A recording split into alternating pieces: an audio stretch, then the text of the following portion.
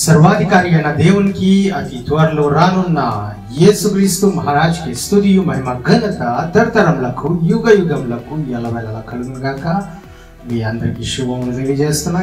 ఈ రోజు అంశం ఏమిటి అంటే, ఈ రోజు అంశం శరీర ఇచ్చలను దూరపరచడం ఎలా.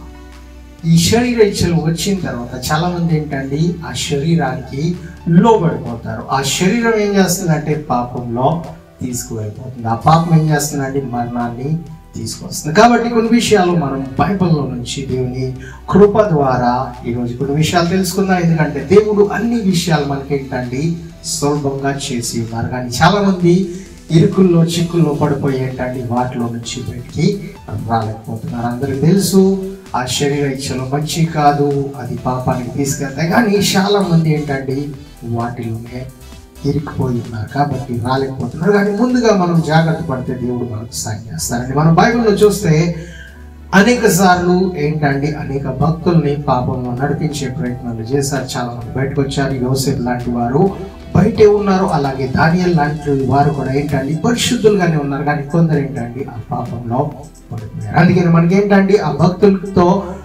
దేవుడు తోడుగా ఉన్నారు. ఆ భక్తులతో యేసుక్రీస్తు తోడుగా ఉన్నారు. కాబట్టి యోసేపుతో దానియేలుతో వారి పాపం నుంచి బయటకు వచ్చారు. అందుకని ముఖ్యంగా మనకేంటండి యేసుక్రీస్తు అవసరమే ఉన్నారు. ఎందుకంటే ఆయన శరీర ఇచ్చల మీదే విజయాన్ని పొందుకోవటమే కాకుండా ఏంటంటే ఆ మరణం మీద కూడా ఆయన విజయాన్ని పొందుకున్నారు. ఆ మరణాన్ని ఓడించి జయించారు. కాబట్టి ఆ శరీరం మీద ఆయనకి ఏంటండి అధికారం. అలాగే మనం ఒక విషయాన్ని గలతీయులు రాసిన పత్రికలో 5వ అధ్యాయం 17వ వచనం చదువుకుందాం. శరీరము ఆత్మకును ఆత్మ శరీరములకు విరోధంగా అపేక్షించును. ఇవి ఒకదానికి ఒకటి వ్యతిరేకంగా ఉన్నవి కనుక మీరేమి చేయ నిశ్చయింతరో వాటిని చేయకుండు. అంటే ఆత్మ శరీరానికి, ఇంకా శరీరం ఏంటంటే ఆత్మకు విరోధంగా ఉందంట. ఈ శరీరం ఏంటంటే ఆత్మ లేకపోతే మరణించినట్టే, దానికి జీవం లేదు. ఆ జీవం ఎక్కడి నుంచి వస్తుంది? ఆత్మ దగ్గర నుంచి వస్తుంది. కానీ శరీరం ఏం చేస్తుందంటే ఆత్మకు విరోధంగా పనిచేస్తుందంట. అందుకనే ఈ శరీరాన్ని మనం ఏంటండి కంట్రోల్లో తీసుకుని రావాలి. ఈ శరీరమే ఆత్మను ఏంటండి ఆత్మక్రియలను చేయనివ్వకుండా, ఆత్మ ఇచ్చలను లేకపోతే ఆత్మ ఆలోచించే ఆలోచనలు చేయనివ్వకుండా, నెరవేరనివ్వకుండా ఏం చేస్తుందంటే ఆపివేస్తుంది. అలాగే విరోధంగా పనిచేస్తుందంట. అంటే ఈ శరీరానికి జీవం ఇచ్చే ఆ ఆత్మతోటే పోరాడుతుంది. కాబట్టి మనము ఈ శరీరం మీద ముందు మనం ఏంటండి పోరాడాలి. ఈ శరీరాన్ని మనము జయించాలి. ఎప్పుడు కావాల్సినది కరెక్ట్గా మనం టైం టు టైం అందిస్తే ఏమవుతుందండి ఆ శరీరం మన మాట వినదు. ఈ శరీరాన్ని మనము కంట్రోల్లో తీసుకుని రావాలి. శరీరాన్ని ఒక పద్ధతిలో మనం ఏంటంటే మేనేజ్ చేయాలి. మనము ఆ శరీరం ఏదైతే ఆ ఇచ్చల్ని ఏంటంటే శరీర ఇచ్చల్ని పాపంలోకి నడిపిస్తుందో ఆ శరీరాన్ని కంట్రోల్ తీసుకొచ్చే ప్రయత్నం మనం చేయాలి. ఆ శరీరం కంట్రోల్కి రావాలంటే ఇంకా ముందు విషయాలు కూడా మనం చూద్దాం. రోమీయులకు రాసిన పత్రికలో 8వ అధ్యాయం 7వ వచనం మనం స్టెప్ బై స్టెప్ చదువుదాం. ఎందుకంటే ఇవన్నీ చాలా కన్ఫ్యూజింగ్ గా అనిపిస్తాయి కానీ చాలా తేలిగ్గా ఉంటాయి ఎప్పుడైతే మనము దేవుడు చెప్పిన ఈ స్టెప్స్ ని మనము ఫాలో చేస్తాం. అప్పుడు శరీరానుసారమైన మనస్సు దేవునికి విరోధమై ఉన్నది. అది దేవుని ధర్మశాస్త్రమునకు లోబడదు. ఎంత మాత్రమును లోబడనేరదు. ఏంటండి శరీరానుసారమైన మనస్సు, మన మైండ్ ఎప్పుడైతే శరీరం మీద ఉంటుందో అదేంటంటే దేవునికి విరోధంగా ఉంటుందంట. దేవుడు చెప్పే ధర్మశాస్త్రం, దేవుడు ఇచ్చిన ధర్మశాస్త్రం, దేవుడు చెప్పిన మాటలను వినివ్వకుండా ఏంటంటే మనసంతా శరీరం మీద ఉండిపోతుంది. కాబట్టి ఈ శరీరం మీద మన మనసు ఉండకూడదంట. సంసోన్ని మనం చూస్తే ఆయన మనసంతా శరీరం మీద ఉండేదంట. శరీర ఏం కోరుకుంటుందో, శరీర అంటే ఒక వయసు వచ్చింది ఇప్పుడు ఏం చేయాలా అని ఆ ఆలోచనలు ఆయనలో ఉండేది. అంటే ఈ శరీరం ఏం చేస్తుందంటే అది ఎప్పటికీ ఆగలేని ఆలోచనలోకి నడిపిస్తుంది. అంటే లేవు వాటిని ఎక్కువగా ఏంటంటే ఆలోచనలో తీసుకెళ్తుంది. ఉన్న వాటి మీద మనసు లేకుండా లేని వాటి మీద ఎక్కువ మనసు వస్తుంది. కాబట్టి మనం శరీర ఇచ్చల మీద కాకుండా, మన మనసు శరీరం మీద కాకుండా దేవుని వైపు ఉండాలి. దేవుని ధర్మశాస్త్రం మీద ఉండాలి, దేవుని వాక్యం మీద ఉండాలి, దేవుని చిత్తం మీద ఉండాలి. ఎప్పుడైతే యేసుక్రీస్తు చూడండి 40 దినాలు ఉపవాసం ఉండి ప్రార్థన చేశారో,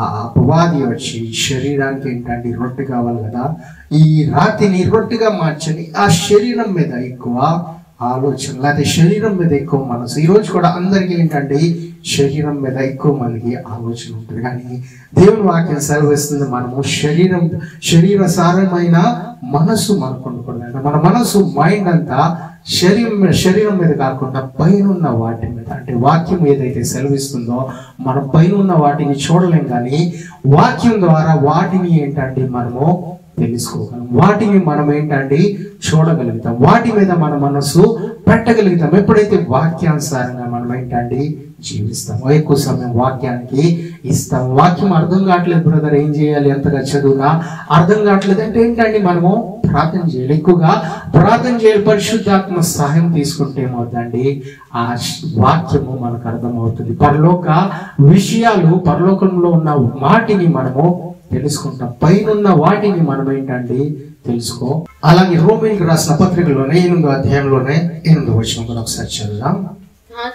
కాగా శరీర స్వభావం గల వారు దేవుని సంతోషపరచలేరు. అంటే ఏంటండి, శరీర స్వభావాన్ని మనము తీసివేయాలి. అంటే శరీరం ఏంటంటే శరీర ఆలోచనలు, లేకపోతే శరీరము ఏం ధరించుకోవాలా, ఏం తినాలా, అదే ఆలోచన చాలా మందికి ఉంటుంది. అటువంటి స్వభావం దేవుడు మళ్ళీ చెప్తారు ఏంటంటే తీసివేయాలి. ఎందుకంటే అటువంటి స్వభావం ఉన్న వారు దేవుడిని ఇష్టపరచలేరంట. మనం హానోకుని చూస్తే ఏంటంటే దేవునికి ఇష్టడుగా ఉన్నాడు. ఎందుకు అండి, దేవునితో నడుస్తాడు. ఎందుకండి, దేవుడు ఎలా నడిపిస్తున్నారో అలా నడుస్తున్నారు. ఈ రోజుల్లో ఒకవేళ ఎవరైనా మనము ఒక ప్రాంతాన్ని నుంచి వేరే ప్రాంతానికి వెళ్తాము అని ఒకవేళ కారులో కూర్చున్నారు అనుకోండి, కారులో నుంచి అత్తమాటికి దిగిపోయి నాకు ఇక్కడికి వెళ్ళాలి, నాకు అక్కడికి వెళ్ళాలి, నేను కొంచెం కాఫీ తాగాలి, లేకపోతే కొంచెం ఏంటండి సిగరెట్ తాగుతామని అలాగ ప్రతి అరగంటకి 1 గంటకి ఆగారనుకోండి, వారి ప్రయాణం ఏమవుతుందండి, డిలే అవుతుంది. అలాగే ఈ రోజుల్లో కూడా దేవుడిని కొంచెం సేపు, లేకపోతే దేవుడు నడిపించే త్రోవలో ఏదో ఒక 1 నిమిషం 1 నిమిషం నడుస్తున్నారు, లేకపోతే 1 గంట, లేకపోతే వారానికి 1 రోజు నడుస్తున్నారేమో, కానీ మిగతా వేళలో వారి స్వభావం ఎలా ఉందంటే శరీర స్వభావాన్ని ధరించుకున్నారు. ఏంటంటే ఏం తిందుమా, ఏం త్రాగుదుమా, ఏం ధరించుకుందామా, ఇదే ఈ ప్లానింగ్ లోనే ఏంటంటే వారమంతా గడిచిపోతుంది, నెలంతా గడిచిపోతున్నాయి, సంవత్సరాలన్నీ గడిచిపోతున్నాయి, కానీ వారికి తృప్తి ఉందంటే లేదు. కానీ దేవుని స్వభావం కలిగి, అంటే దేవుని చిత్తం ఏంటంటే యేసుక్రీస్తు వచ్చిన తర్వాత ఏం జరుగుతుందండి, ఈ లోకంలో ఉన్న వాటిని మనం పైకి తీసుకెళ్తామా, మనకి 1 BHK పైకి వెళ్తుందా, మనకున్న కారు మర్సిడీస్ కారు, లేకపోతే ఆ బెంచ్ కారు మనం పరలోకానికి తీసుకెళ్తామంటే అదన్నీ వ్యర్థంగా మారిపోతాయి. అవన్నీ ఉన్న వారికి ఏంటంటే వారి మనసు అక్కడే ఉండిపోతుంది. ఏమి లేని వారి మనసు ఎక్కడ ఉంటుందండి, పరలోకంలో ఉంటాయి. కాబట్టి అవి సంపాదిస్తున్నారంటే చాలా మంచిది, కానీ దేవుని కొరకే వాడుకుంటే ఇంకా మంచిదండి. దేవుని మహిమ కొరకే వాటిని వాడుకుంటే మంచిది. అందుకని దేవుని వాక్యం ఏమని సెలవిస్తుందంటే ఈ శరీర స్వభావం నుంచి మనము బయటికి రావాలి. ఎటువంటి స్వభావం మనకు కావాలో 9వ వచనంలో రాసి ఉన్నది, దేవుని ఆత్మ మీలో నివసించి ఉన్న ఎడల మీరు ఆత్మ స్వభావం గలవారే గాని శరీర స్వభావం గలవారు కారు. ఎవడైనను క్రీస్తు ఆత్మ లేని వాడైతే వారు ఆయన వారు కానే కారు అని వాక్యం సెలవిస్తుంది. అంటే ఆయన ఆత్మ మనలో ఉండాలి, ఆ ఆత్మ స్వభావం కలిగి మనం ఏంటండి నడవాలి. అపోస్తలుడైన పౌలు ఏంటండి ఇంకా ప్లాన్ చేసుకున్నాడా, ఈ సంవత్సరానికి ఎంత సంపాదించాలి, వచ్చే సంవత్సరానికి అంత సంపాదించాలి, ఏంటంటే ఆత్మల సంపాదన గురించి ఆయన ప్రయాసపడుతున్నారు. ఒకవేళ మనం ఈరోజు క్యాల్కులేట్ చేస్తే వ్యక్తుల్లో ఏంటంటే సంపాదన ఎక్కువైపోయింది, ఆత్మ సంపాదన తక్కువైపోయింది. డబ్బు సంపాదన ఎక్కువైపోయింది, ఆత్మల సంపాదన ఏంటండి తక్కువైపోయింది. ఆ డబ్బుల గురించి ఎంత ప్రయాసపడుతున్నారు, ఇంకా ఆత్మల సంపాదన గురించి ఎంత ప్రయాసపడుతున్నారు అంటే చాలా తక్కువ మంది కనిపిస్తున్నారు. అనిపిస్తున్నారు. మనం యేసుక్రీస్తు కూడా ఏంటండి, ఆయన ప్రభు, ఆయన వాక్యమై ఉన్న దేవుడు. ఆయన మన మధ్యకు వచ్చిన తర్వాత పరిశుద్ధాత్మ సాయం ఆయన తీసుకున్నారా లేదా అంటే తీసుకున్నారండి. ఆయన బాప్తిజం తీసుకున్నారా లేదంటే ఆయన బాప్తిజం తీసుకున్నారంటే లోబడ్డారు ఆయన సృష్టికి.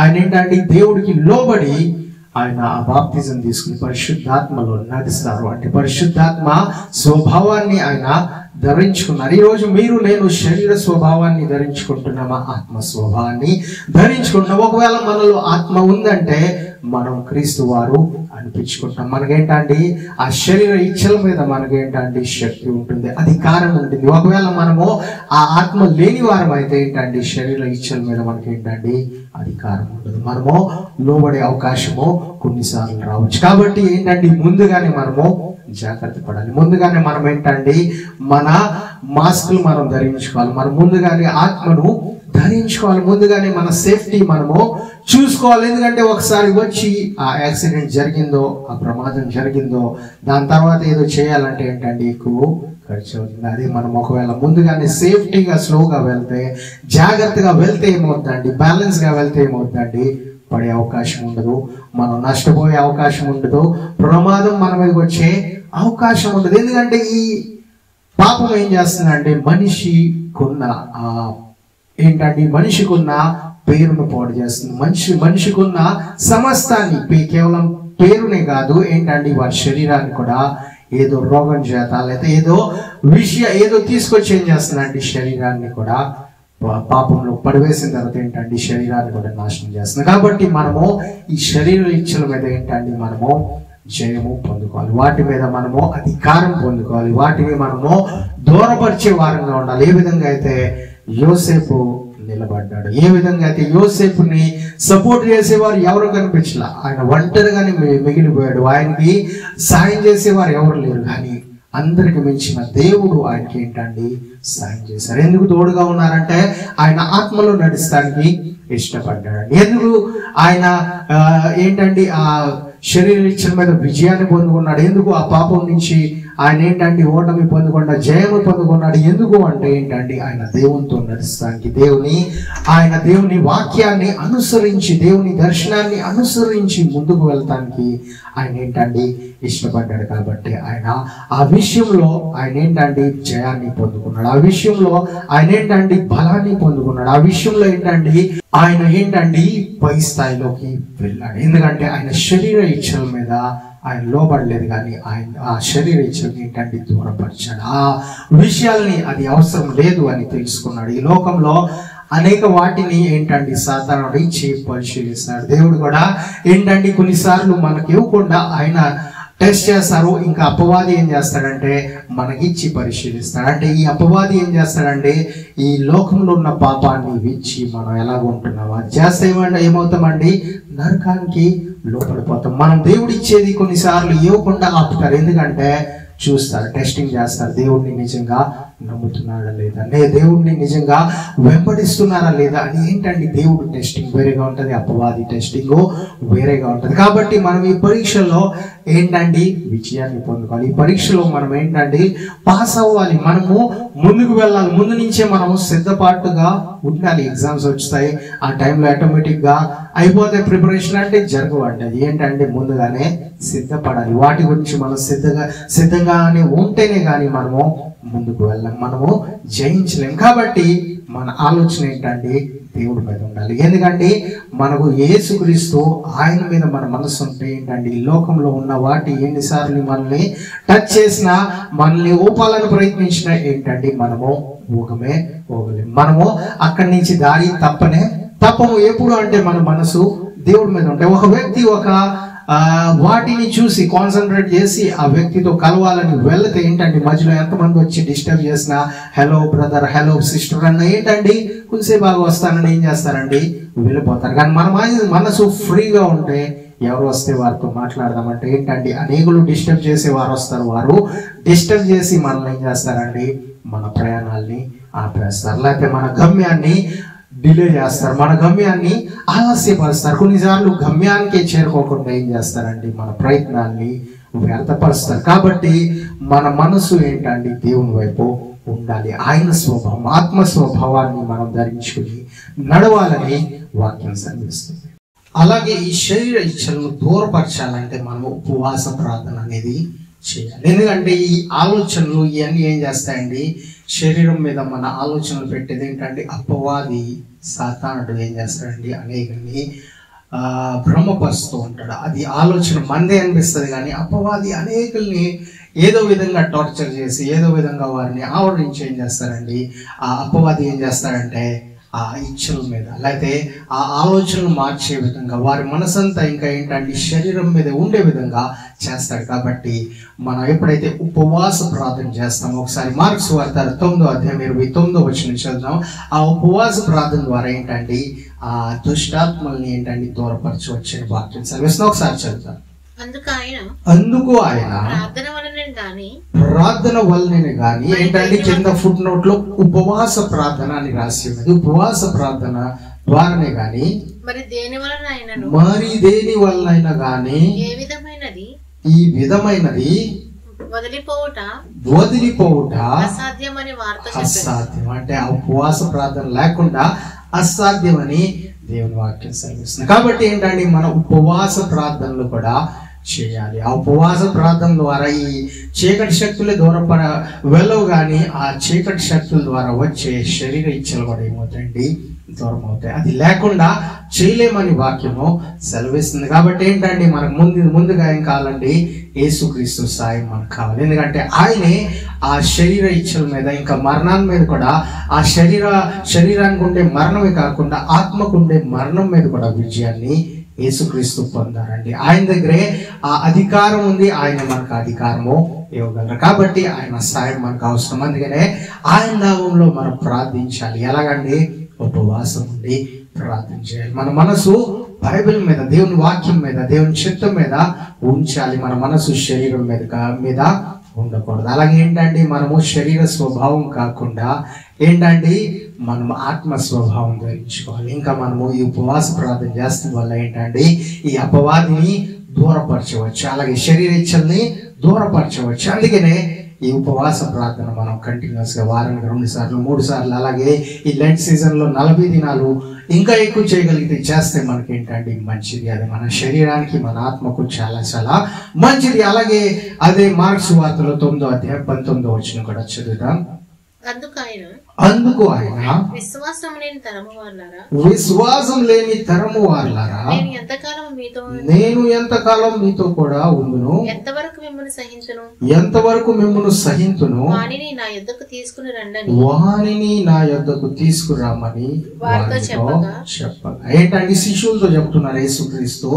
మన ప్రభు అయిన యేసుక్రీస్తు ఏమన్నారండి, ఆ దయ్యం పట్టిన వ్యక్తిని నా దగ్గరికి తీసుకురండి, నేను మీ దగ్గర ఎన్ని సంవత్సరాలు ఇంకా ఎంతకాలం వరకు ఉంటాను అని అడుగుతున్నారు. వారిని ఒక మాట చెప్పారు, మంచి మాట. ఏంటండి, విశ్వాసం లేని తరము వారలారా. అంటే ఒక తరమే కాదు, అనేక తరాలు ఏంటండి విశ్వాసం లేకుండానే జీవిస్తున్నారు. ఆ విశ్వాసం ఎలాగొస్తుందండి, దేవుని వాక్యం వినటం వల్ల విశ్వాసం వస్తుంది. యేసుక్రీస్తుతో నడుస్తూ వల్ల విశ్వాసం వస్తుంది. కానీ వీరు వాక్యం వింటున్నారు, యేసుక్రీస్తుతో నడుస్తున్నారు, వీరి దగ్గర విశ్వాసం లేదంట. అందుకనే ఆ వ్యక్తిలో ఉన్న ఏంటంటే ఆ దయ్యాన్ని వారు వెళ్ళబట్టలేక పోయారట. అది విశ్వాసం కూడా మనకి ఏంటంటే అవసరమై ఉన్నది. ఆ విశ్వాసాన్ని మనం పొందవాలి. ఉపవాస ప్రార్థన ఒక వంతు అయితే, ఇంకో వంతు ఏంటంటే మనము విశ్వసించాలి. ఆ విశ్వాసం ఏంటంటే ఓన్లీ కాన్ఫిడెన్స్ లేకపోతే సెల్ఫ్ కాన్ఫిడెన్స్ కాదు, కానీ వాక్యం ద్వారా వచ్చే విశ్వాసం. ఏంటంటే ఆ స్త్రీ యేసుక్రీస్తు వస్త్రాన్ని ముట్టుకుంటే చాలు అని ఎక్కడి నుంచి వచ్చింది ఆ విశ్వాసం అంటే,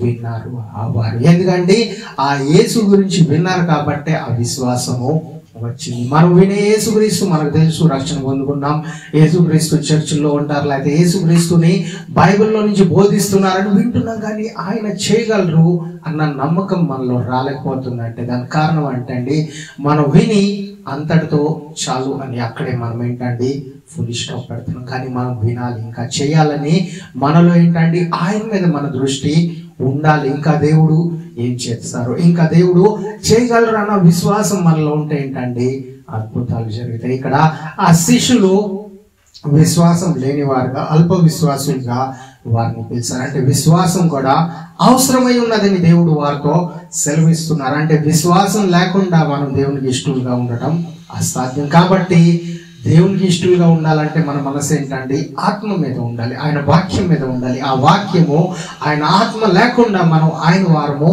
కానే కాదు.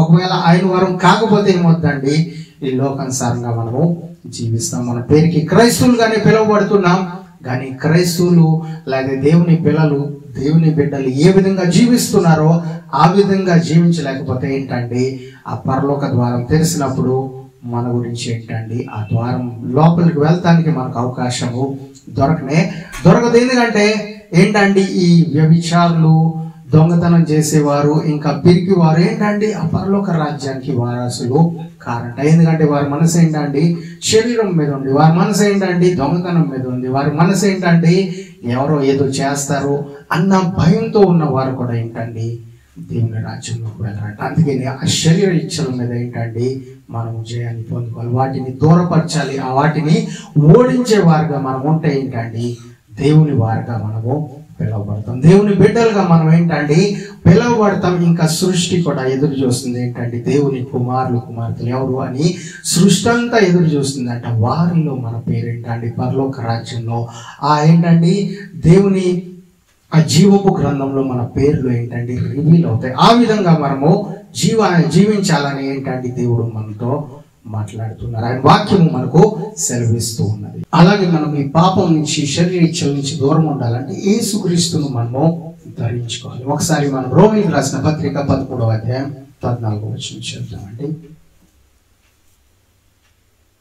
మెట్టుకు ప్రభువైన యేసుక్రీస్తును ధరించుకొనిన వారై శరీరేచ్ఛలను నెరవేర్చుకొనుటకు శరీర విషయమై శరీర విషయంలో ఆలోచన చేసుకొనుకోడి. అంటే మనం ఏంటంటే యేసుక్రీస్తును ధరించుకోవాలి. అంటే యేసుక్రీస్తును ధరించుకుంటున్నామంటే మన నోట ఏంటండి అబద్ధం అనేది రాకూడదు. యేసుక్రీస్తు ఏ ఆలోచన కలిగి ఉన్నారో ఆ ఆలోచనలు మనం కూడా కలిగి ఉండాలి. ఏంటండి వేరే వారిని, ఇతరుల్ని క్షమించే విధంగా, ఇతరుల గురించి ఆలోచించే విధంగా, వారి గురించి ప్రార్థన చేసేవారుగా, వారి గురించి ఏంటండి పరలోక రాజ్యంలో వారు చేరాలి. అటువంటి ఆలోచన కలిగి మనం ఏంటండి ఉండాలి. యేసుక్రీస్తుని ధరించుకోవాలి, పాపం నుంచి దూరంగా ఉండాలి. అంటే ఎప్పుడైతే యేసుక్రీస్తుని ధరించుకుంటామో ఏంటండి మనలో నుంచి ఏంటండి ఆ దుష్ట కార్యాలు లేకపోతే ఆ దుష్ట ఆలోచనలు ఏమవుతాయంటే దూరం అయిపోతాయి, ఆటోమేటిక్ గా దూరం అయిపోతాయి. ఎందుకంటే యేసు నామానికి భయపడతాయి. ఏదో అవసరం వచ్చినప్పుడే యేసు నామంలో పో అంటే ఏంటండి కొన్నిసార్లు పోవు, నువ్వే పోవా అని అంటుంది. ఎందుకంటే మనం అవసరం వచ్చినప్పుడు వాడుకుంటాం, అవసరం వచ్చినప్పుడు వాడుకొని పక్కన పెడితే ఏంటండి ఆ నామం మనకి యూజ్ అవుతుంది. కానీ ప్రతిరోజు, ప్రతి నిమిషం, ప్రతి సెకండ్ లో మనం ఏంటండి ఆయన్ని ధరించుకుని మనం నడిస్తే, ఆయన ఆలోచనలే మనం ఆలోచించి, ఆయన కోరికలే మనం తెలుసుకుని ఆ విధంగా వెళ్తే ఏమవుతాయండి ముందుగానే ఆ శరీర ఇచ్చలు లేకపోతే పాపము మన దగ్గరికి రాకుండా దూరం అవుతుంది. పాపం రాకుండా ఉండదండి. ఈ లోకంలో ఏంటండి మనం వెళ్తామంటే స్కూల్లో చాలా మంది టెంప్ట్ అవుతూ ఉంటారు, లేదా కాలేజెస్ లో చాలా మంది ఏంటండి అక్కడ ఇతరులను చూసి వారిలో ఆలోచనలు రావచ్చు, లేకపోతే టీవీలు చూసి, ఫోన్లు చూసి ఏదేదో శరీర ఇచ్చలు రావచ్చు. కానీ వాటిని జయించాలంటే ఏంటండి మన యేసుక్రీస్తుని ధరించాలి. ఎక్కువగా ఆయన మాటలు, ఆయన వాక్యాలు, ఆయన వాక్యము చదువుతూ ఉండాలి. ఎక్కువగా ప్రార్థన చేస్తూ ఉంటే ఏంటండి ఈ ఆలోచనలు స్లోగా తగ్గిపోతాయి. ఎక్కువగా మనం అయ్యే చూస్తూ ఎక్కువగా వాటిని ధరించుకుంటే ఏమవుతాయంటే అయ్యే మనల్ని లోపరుచుకుంటాయి. ఎప్పుడైతే మనము ఎక్కువగా యేసుక్రీస్తుని ధరించుకుంటామో,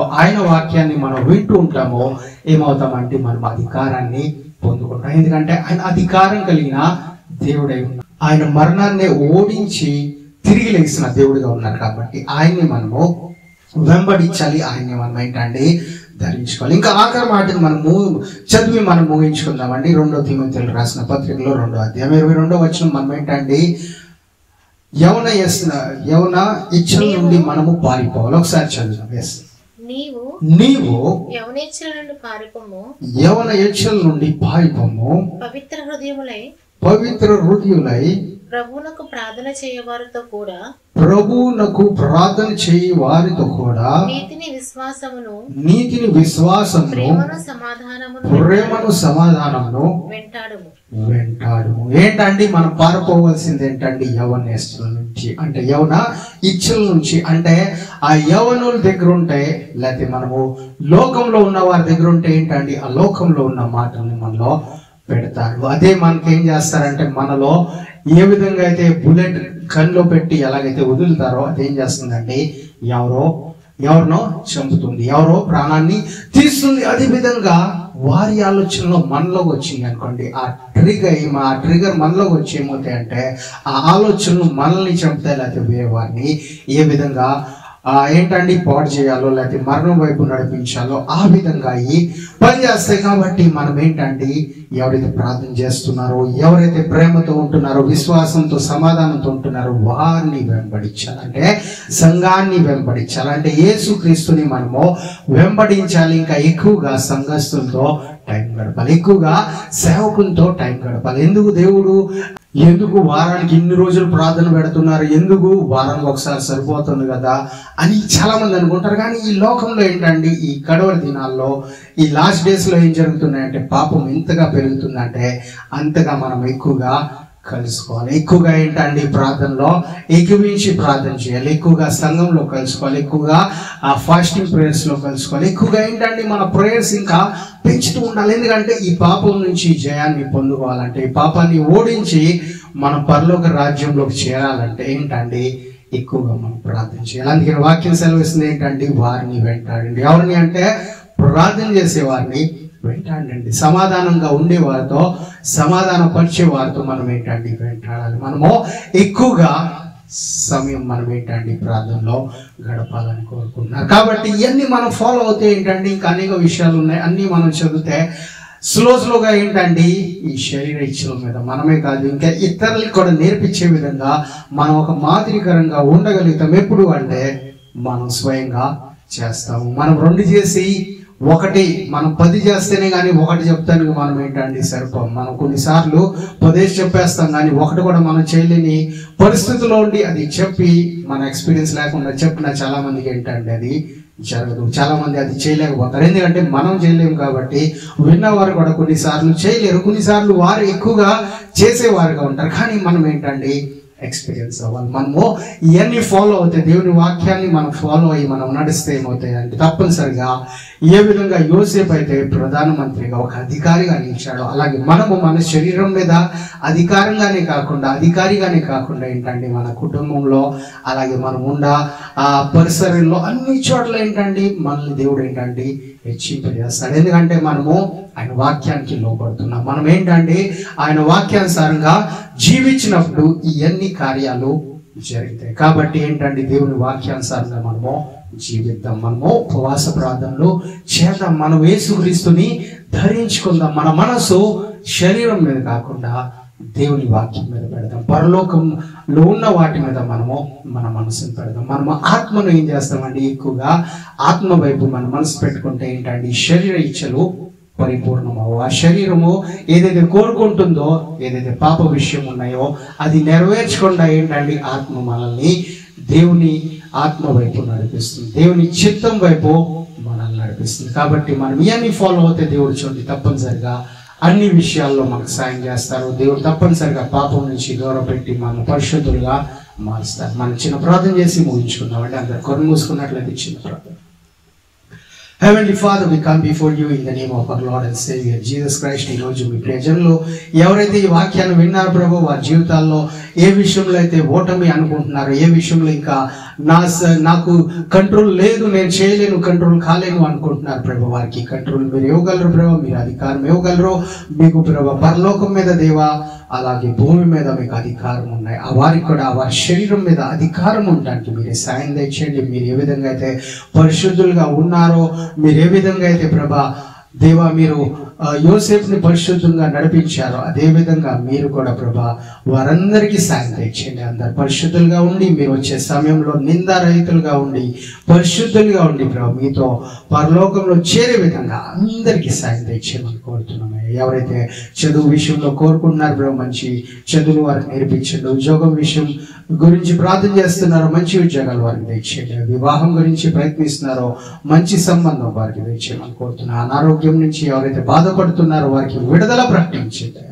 శరీరం మీద ప్రభు మీ అధికారం ఉండాలి ప్రభు. శరీరం మీ పరిశుద్ధ ఆత్మకు దేవాలయంగా మారాలి ప్రభు. ప్రతి శరీరాన్ని మీరే పరిశుద్ధపరిచి ప్రభు అందరూ ప్రభు వారి మనసు మీ మీద ఉంచే విధంగా, వారి మనసు ప్రభు శరీరం మీద కాకుండా, శరీరేచ్ఛల మీద కాకుండా మీ మీద ఉండే విధంగా ప్రభు, ఈ లోకంలో వారు పూర్తిగా మునిగిపోకుండా ప్రభు వారు బయటకు వచ్చి తేలి ప్రభు మీ నామాన్ని బయటపరిచే విధంగా, మిమ్మల్ని ఆరాధించే విధంగా ప్రభు వారు కూడా ఉన్నతమైన స్థాయిలోకి వెళ్లే విధంగా మీరే సాయం తెచ్చేసి నడిపించమని కోరుతూ ప్రార్థన యేసుక్రీస్తు అతి పరిశుద్ధ నామములో అడిగి పెట్టుకున్నాం పరమ తండ్రి. ఆమేన్. థాంక్యూ. God bless you. మా మొదటి ఆరాధన లూనావాల యందు ప్రతి ఆదివారం 10:30 గంటల నుండి 1 గంటన్నర వరకు జరుగును. అలాగే రెండవ ఆరాధన నెరూలులో 5 గంటల నుండి 6:30 గంటల వరకు జరుగును. మా మూడవ ఆరాధన ఆన్లైన్ యందు 8 గంటల నుండి 10 వరకు జరుగును. మా వివరముల కొరకు మా యొక్క ఫోన్ నెంబర్ని కాంటాక్ట్ అవ్వాల్సిందిగా కోరుచున్నాం. మా ఫోన్ నెంబర్ 9819533763. దేవుడు మిమ్మల్ని దీవించునుగా.